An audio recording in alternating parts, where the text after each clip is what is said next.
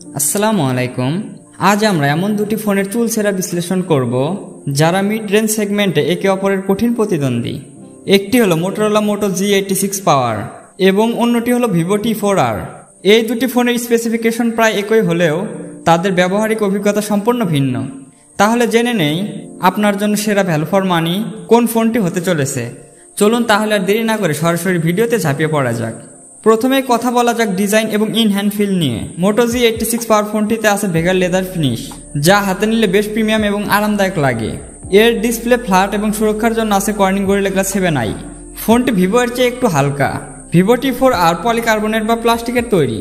এর display side curve, যা দেখতে আকর্ষণীয় লাগলেও হাতে ধরে ব্যবহার করার সময় কিছুটা স্লিপারি মনে হতে পারে। ডিসপ্লে সুরক্ষার জন্য আছে ডায়মন্ড শিল্ড গ্লাস, তবে দুটো ফোনে IP68 বা IP69 রেটিং আছে।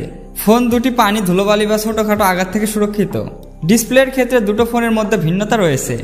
মোটো G86 পাওয়ার এতে আছে 6.67 ইঞ্চির 1.5K POLED ডিসপ্লে। POLED ডিসপ্লের কারণে এর কালার অনেক বেশি ভাইব্রেন্ট এবং ব্ল্যাক কালারগুলো অসাধারণ ডেপথ নিয়ে আসে। এর পিক ব্রাইটনেস অফ 4500 নিটস পর্যন্ত, যা ভিভো থেকে অনেক বেশি। HDR কন্টেন্ট দেখার সময় আপনি এর আসল পার্থক্য বুঝতে পারবেন। ভিভো T4R এতে আছে 6.67 ইঞ্চির FHD+ AMOLED ডিসপ্লে। এটা 1080p পিক্সেল, যার পিক ব্রাইটনেস 1800 নিটস। এটিও একটি চমৎকার ডিসপ্লে, কিন্তু মোটো G86 পাওয়ারের ডিসপ্লের মতো না। মোটো G86 পাওয়ার 1.5K হয় ডিসপ্লেতে গিয়ে। দুটো ফোনে 120Hz রিফ্রেশ রেট থাকায় স্ক্রলিং বা গেমিং হবে খুবই স্মুথ। এইবার কথা বলা যাক চিপসেট ও পারফরমেন্স নিয়ে। দুটো ফোনে একই মিডিয়াটেক ডায়মন্ডসিটি 7400 প্রসেসর এবং একই ধরনের র্যাম ও স্টোরেজ ব্যবহার হয়েছে, তাই পারফরমেন্সের দিক থেকে তেমন কোনো পার্থক্য খুঁজে পাওয়া কঠিন। আসল পার্থক্যটা তৈরি করে এদের সফটওয়্যার। মোটো G86 পাওয়ার ফোনটিতে আছে মোটরোলা এর স্টক অ্যান্ড্রয়েড হ্যালো UI। এতে কোনো অপ্রয়োজনীয় ব্লটওয়্যার নেই এবং ইউজার ইন্টারফেস খুবই ক্লিন ও স্মুথ। ভিভো T4R এটি ফ্যান্টাস OS এর উপর ভিত্তি করে চলে, যেখানে কিছু ব্লটওয়্যার বা আগে থেকে ইনস্টল করা অ্যাপ থাকে। এটি মোটো এর ইউজার ইন্টারফেসের মতো ক্লিন নয়। গেমিং এর ক্ষেত্রে মোটো G86 পাওয়ারের অপটিমাইজেশন ভিভো এর চেয়ে কিছুটা ভালো, তবে সফটওয়্যার আপডেটের দিক থেকে ভিভো T4R এগিয়ে আছে, কারণ এতে দুটি মেজর আপডেট দেওয়া হবে, যেখানে মোটোতে মাত্র একটি আপডেট দেওয়া হবে। তো সফটওয়্যার আপডেটের দিক থেকে ভিভো T4R এগিয়ে। ক্যামেরা, ছবি এবং ভিডিওতে কে সেরা? ক্যামেরা সেগমেন্টে দুটো ফোনের মধ্যে কিছুটা পার্থক্য রয়েছে। ভিভো T4R এতে আছে 50 মেগাপিক্সেল প্রাইমারি সেন্সর, কিন্তু কোনো আল্ট্রাওয়াইড সেন্সর নেই। এটিতে 2 মেগাপিক্সেল একটি ডেপথ সেন্সর আছে, যা আজকাল সফটওয়্যার দিয়ে ম্যানেজ করা যায়। মোটো G86 পাওয়ার এই ফোনে আছে একটি 50 মেগাপিক্সেল প্রাইমারি সেন্সর এবং একটি 8 মেগাপিক্সেল আল্ট্রাওয়াইড সেন্সর, যা দিয়ে আপনি অসাধারণ ল্যান্ডস্কেপ ছবি তুলতে পারবেন। এর ভিডিও স্ট্যাবিলাইজেশন ভিভো এর থেকে অনেক ভালো।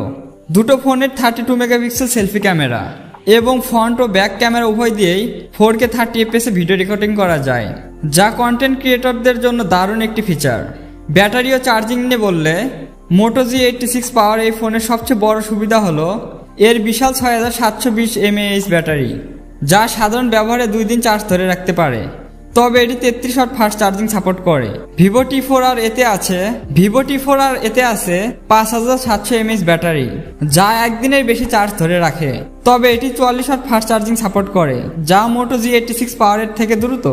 বন্ধুরা, এই দুটি ফোনের মধ্যে কোনটি সেরা তা নির্ভর করে আপনার প্রয়োজনের উপর।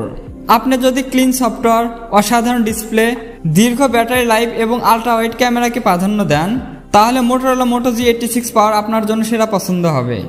আর যদি আপনার কাছে দ্রুত চার্জিং এবং দীর্ঘমেয়াদী সফটওয়্যার আপডেট বেশি গুরুত্বপূর্ণ হয়, তাহলে ভিভো T4R কে বেছে নিতে পারেন। ব্যবহারিক অভিজ্ঞতা এবং ফিচারের বিচারে মোটো G86 পাওয়ার কিছুটা এগিয়ে। আর ফোন দুটির আপডেট প্রাইস ডেসক্রিপশন বক্সে দেওয়া থাকবে। তো বন্ধুরা, এই ছিল আজকের কম্পারিজন। আপনার কি মনে হয় কোন ফোনটি আপনার বেশি পছন্দ?